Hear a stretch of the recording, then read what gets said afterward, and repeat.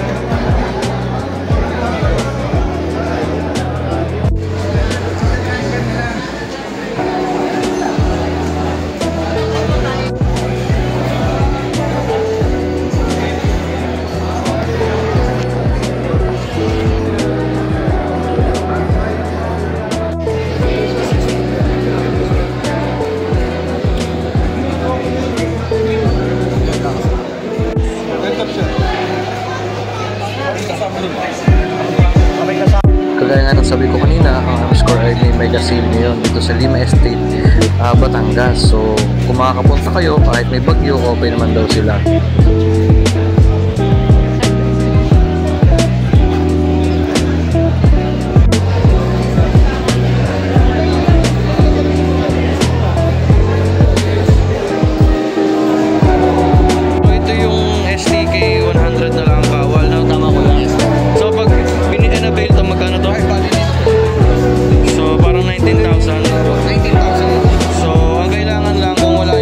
Service na hindi kailangan ng kailangan mo yan.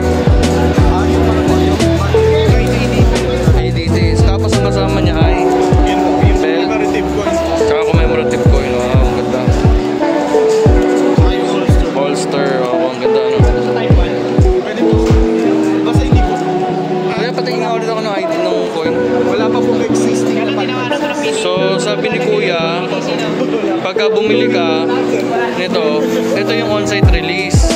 Pero ito, hindi pa kasi tatatak dito yung serial number kasi. So, commemorative coin siya.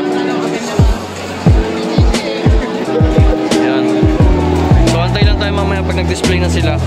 Mamaya daw kasi mag-display sila.